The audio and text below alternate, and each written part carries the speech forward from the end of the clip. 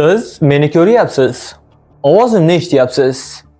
Lekin men haqiqatan ham shu gaplarni gapiryapmanmi?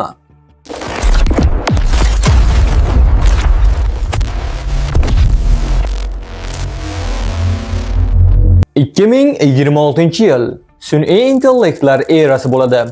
Endi istalgan odam, siz, men, qo'shningiz, prezident, istalgan mashhur shaxs 60 soniya ichida gapirtirilishi mumkin. Va bunga ko'pchilik ishonadi. Deepfake nimaligini sodda qilib tushuntiraman. Deepfake bu sun'iy intellektga yasalgan, noqonuniy, qonunga zid ravishda bo'lgan barcha videolar, ya'ni bular ommaviy axborot vositalarida juda ham keng tarqalib ketadi. 5 yil oldin sun'iy intellektli videolarni yaratish uchun katta laboratoriyalar va milliardlab dollarlar pul sarflangan. Bugun sizda bir donagina telefon va bepul dastur bo'lsa bas, 60 soniyaga bormas bitta videoni va bitta odamni siz gapirtira olishingiz mumkin. Bugungi kunda juda ko'pchilik odam bu rivojlanish deb sun'iy intellektdan juda ko'p foydalanmoqda va buni faqatgina yaxshi taraflarini aytishmoqda. Keling bugun siz bilan buni eng mudhish holatlarini ko'rib chiqamiz. Sun'iy intellektlar qanday ishlaydi? Ya'ni o'sha siz bilgan oddiy ChatGPT, Gemini yoki Cloud shu kabi sun'iy intellektlarning ishlash tizimi asosan tubdan bir xil bo'ladi.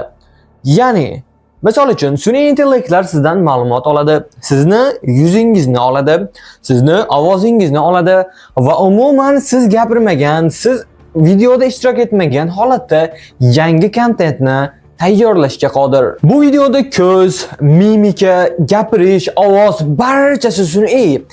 Lekin ko'z bilan ko'rib farqlay olmaysiz. 2026-yil mart oyi. Isroil va Eron urushi avjida. Shu paytda X, ya'ni sobiq Twitter tarmog'ida juda ham ko'plab Tel Avivga uyushtirilgan raketalar videosi tarqaldi. Odamlar vahimada va juda ham ko'plab share qilingan, ya'ni bir-biriga ulashilgan.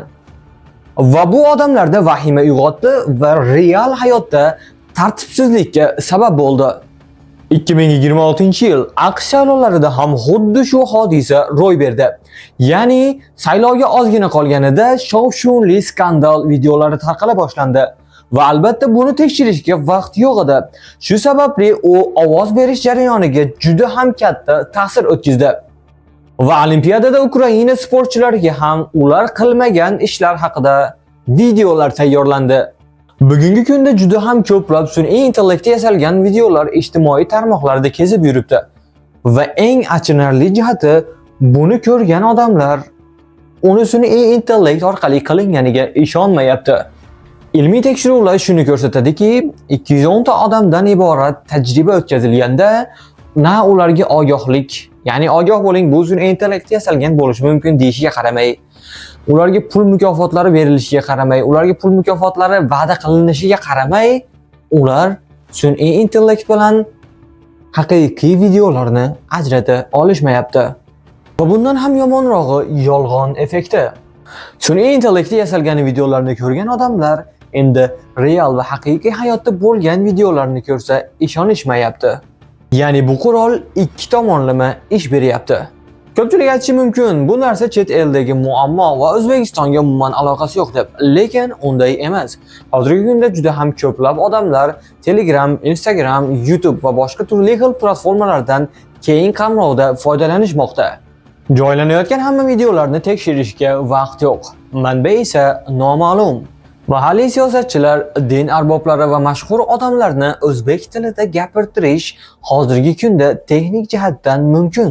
Va bu muammoni hal qiladigan tizimlar bizda hali yo'q. Ammo bu degani muammoni butunlay hal qilish imkonsiz degani emas. Agar siz ham sun'iy intellektga yasalgan videolarni ajrata olmay qolsangiz, ushbu 3 ta usul yordamida bemalol ajratib olsangiz bo'ladi. Birinchisi, sun'iy intellektda ko'z pirpirashi juda ham noto'g'ri bo'ladi. Ya'ni videolarda ko'zni pirpirashi noto'g'ri. E'tiborli bo'ling. Ikkinchisi, soch va quloq chetlari xira yoki umuman ko'rinmagan holatda bo'ladi. Chunki sun'iy intellekt hali bunga tayyor emas. va kelajakda tayyor bo'lishi ham mumkin albatta. Va uchinchisi, manbani tekshiring. Bitta manba yetarli emas. Axborot urushi bu endi metafora emas. Qurol bu piksel va ovoz. Jangovar maydon esa ijtimoiy tarmoqlar.